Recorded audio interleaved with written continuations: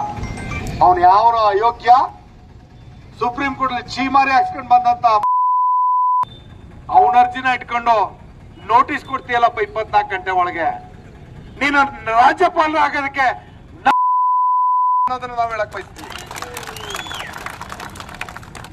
8 ತಿಂಗಳಾಯ್ತ್ರಿ ಕುಮಾರಸ್ವಾಮಿದು, 8 ತಿಂಗಳಾಯ್ತು. Charge sheet ಯಾರು ಲೋಕಾಯುಕ್ತ ತನಿಖೆ ಮುಗ್ದೋಗಿದೆ.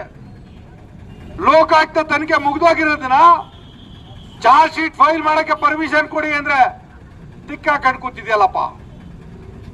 ಪಾನ್ ಇಂಡಸ್ಟ್ರಿಯಲಿಸ್ಟ್ ನಿರಾಣಿ ಅವನು 108 ಹಗರಣ ಬಿದ್ದೈತೆ. ಇನ್ನೊಬ್ಳು ಶಶಿಕಲಾ ಚೊಲ್ಲೆ, ನೀನು ಅವ್ರ ವಿಚಾರದಲ್ಲಿ ಚೊಲ್ ಸುಲ್ಸ್ಕೊಂಡ್ ಕೂತಿದ್ದೀರಲ್ಲಪ್ಪ. ಘನತಾವತ್ತ ರಾಜ್ಯಪಾಲರೇ, ನಿಮಗೆ ನಿಜವಾಗೂ ಸ್ಪಷ್ಟತೆ ಆಡಳಿತದಲ್ಲಿದ್ದಾದ್ರೆ ಸಂವಿಧಾನಕ್ಕ ಪೀಠವನ್ನು ಎತ್ತಿಡಿಯುವಂತ ತಾಕತ್ತು ನಿಮಗಿದ್ರೆ ನಾವು ಬಹಿರಂಗ ಸವಾಲನ್ನು ಕೊಡ್ತೀವಿ. ಸಿದ್ದರಾಮಯ್ಯನವ್ರಿಗೆ 24 ಗಂಟೆ ಒಳಗೆ ನೋಟಿಸ್ ಕೊಟ್ಟಲ್ಲ, ನೀನು ಕೊಡಪ್ಪ. ನೀನು ಅವ್ರಿಗೆ ತಿಂಗಳಾರು ಗಂಟೆ ತಗೊಂಡಿದ್ದೆ, ಈಗಲಾರು ಕೂಡ ನೋಡೋಣ.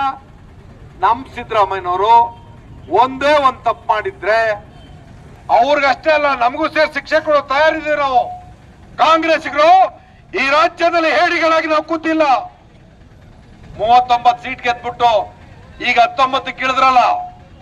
ಡಿ ಕೆ ಶಿವಕುಮಾರ್ ಅವರು ಭಾಷಣ ಮಾಡಿದ್ರಲ್ಲ, ಡಿ ಕೆ ಶಿವಕುಮಾರ್ ಅವರು ಸಿದ್ದರಾಮಯ್ಯನವರು ಸೇರಿ 136 ಸೀಟ್ ಗೆಲ್ಸೋದಕ್ಕೆ ಹೊಟ್ಟೆ ಕಿಚ್ ಪಟ್ಕೊಂಡು ಓಡೋಗಿ ಗುಡುಗುಡು ಅಂತ ಮೋದಿ ಹತ್ರ ಕಾಲ್ ಕಟ್ಕೊಂಡು ಗ್ವಾಗರ್ಕೊಂಡು ಸೇರ್ಕೊಂಡಿರ್ತಕ್ಕಂಥ ಕುಮಾರಸ್ವಾಮಿ, ನಿನಗೆ ನಿನ್ನಂತವ್ರಿಗೆ ಸಿದ್ದರಾಮಯ್ಯನ ಒಂದು ಅಲುಗಾಡಿಸ್ಲಿಕ್ಕೆ ಸಾಧ್ಯ ಇಲ್ಲ ಅನ್ನೋದನ್ನ ಹೇಳಕ್ ಬಯಸ್ತೀನಿ. ನಿಮ್ಮ ಮೋದಿ, ನಿಮ್ಮ ಅಮಿತ್ ಶಾ ಹೇಳಿದ್ದಂದ್ರೆ ರಾಜಕಾರಣ ಮಾಡ್ತಿರೋದು. ನಮ್ಮ ನಾಯಕ ರಾಹುಲ್ ಗಾಂಧಿಗೆ ಸ್ವಾತಂತ್ರ್ಯ ದಿನಾಚರಣೆ ದಿನ ಬೇಕು ಅಂತ ದುರುದ್ದೇಶದಿಂದ ನೀನೇನು ಎಷ್ಟೇ ಲೈನ್ ಕೂರಿಸ್ತಪ್ಪ. ರಾಷ್ಟ್ರದ ವಿರೋಧ ಪಕ್ಷದ ನಾಯಕನಿಗೆ ಕೊಡ್ತಕ್ಕಂಥ ಗೌರವನ ನಿಮ್ದು. ನಿಮ್ಮ ಆಡಳಿತ ನೋಡಿದ್ರೆ ಎಲ್ರಿಗೂ ಅರ್ಥ ಆಗುತ್ತೆ. ನಿಮ್ಮಲ್ಲಿ ಎಲ್ಲಿದ್ರು